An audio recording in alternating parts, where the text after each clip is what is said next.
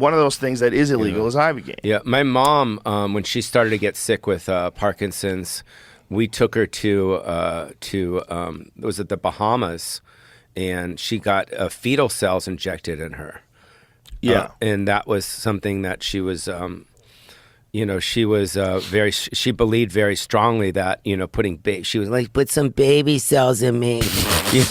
Put some dude, it was fucking insane. It was like me and Bob Wheeler, the Comedy Store accountant over there. We flew down to the Bahamas because you couldn't do it here. Where did they get the baby tissue? I don't know, dude. It was, I remember it like it was yesterday. So we drove in the doctor, my mom paid like 20 grand or 10 or 15, whatever it was. Right. And they, within that, the package deal is the flight, the hotel, and then the baby fetuses. So we went down there, and a car picked us up. It had a sign, Mitzi Shore, and we went in there. And then we drove her the next morning, and we put her in a room with the doctor, and they injected her with fetal cells. But I personally, because she had Parkinson's for a while, I personally think it actually helped her. I think it prolonged. Because if you put the baby cells in there, they're obviously baby cells. Why is that so funny? It's just so fucked up to think of. But that she did it a couple times. They've been shown with stem cells, just all kinds of stem cells. That put the baby in me. What are you doing? Stop fucking around. Is that what she said? Put it in me. Let's go.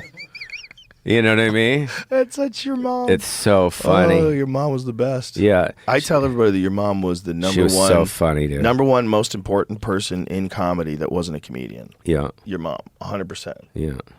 She was number one. So fucking. Yeah, everything lined up. Yeah.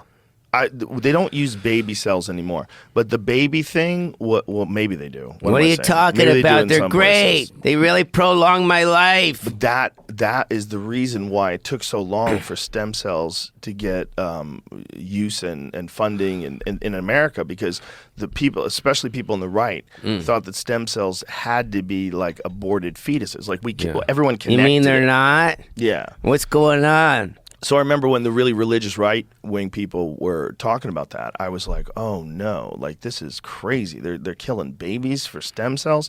And then when I looked into it, I was like, oh, no. So there's a bunch of different, you get stem cells from bone marrow, you get stem cells from adipose tissue, from I need some for my penis. Woo. Whoa. Hey.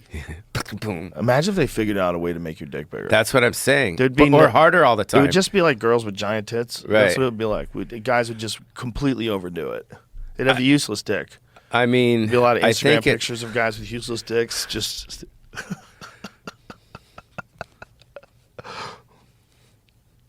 nothing. I think there should be something like that. I mean, they take the fat off your butt and they put it into your dick. Yeah, into your dick, and they make it. I don't think you should let them do that. Right. I did. You know what? I did have a bladder surgery. Yeah. Yeah, I did. What happened to your bladder? I was just peeing a lot. Was it leaky or something? No, it wasn't leaky. What happened was I would go pee at night, and then my bladder wouldn't empty.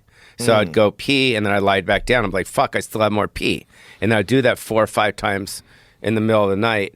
And then I finally went, I went to my doctor, and he sent me up with a urologist at Cedars, and he was this gay dude. And imagine that, a gay urologist, and this isn't a joke, this is real. And he's like, let me see your dick. I'm like, dude, that's not fucking cool. Come on, let me see it. The fuck? And so I showed him my dick. He's like, ooh. I'm like, what the fuck? No.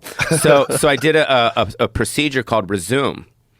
So if you don't believe me, you can. Why would I not believe you? Well, I'm just saying, because it doesn't sound. doesn't sound like you met an alien. It doesn't.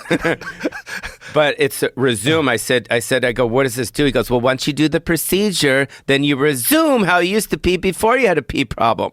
So you wake up in the. They steam your prostate. Steam it. They steam it. Yeah. Press it. Yeah, they steam it right there. Resume procedure uses sterile water vapor, steam, that is injected into the enlarged portions of the prostate. The steam causes the prostate cells that are responsible for the enlargement to die, which then leads to shrinkage of the prostate, which in turn creates a more open urinary pathway. Oh, that's interesting. And That's pretty cool. it was a pretty easy procedure. Science. It was a Oh, pretty amazing. Fix Pauly's dick. Yeah. With science. Pictures, but Don't do it. Yeah, don't show the I picture. don't want to see someone's dick get steamed. So you wake up in the morning, or you wake up after the procedure. It's only like a 15-minute procedure. You wake up, and I had a catheter in my dick, Yay. and then I had a piss bag right here connected to it. Oh. So I said, how long do I have to wear this? He goes, for a week. I'm like, dude, that's fucked up. So for a week, bro, I'm like saying high five to my friend. I might even seen you with you the had a pee piss bag. bag? I had a piss bag, yeah. So do you like tape it to your body? Like what do No, you you do Velcro to your leg right here. Whoa. And so I had it for a whole week, and it was the best week of my life.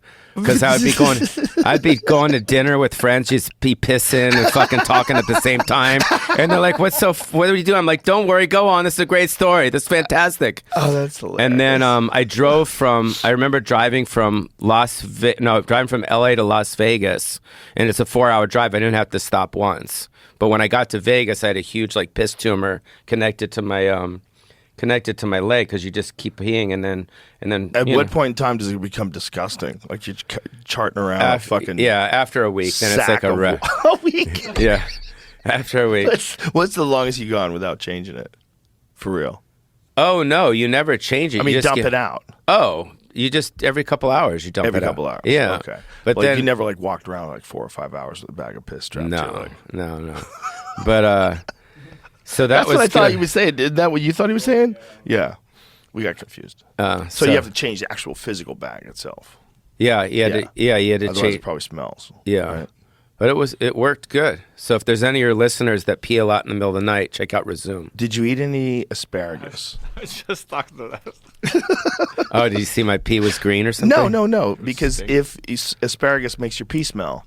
Oh. So I was wondering, like, could you smell it through the bag? That would be interesting. Because if, like, we all went to dinner, I'm like, Pauly, have some asparagus. Like, if I knew that you had the piss bag on, and then if I just smell asparagus pee, I'm like, you motherfucker, just sitting there peeing.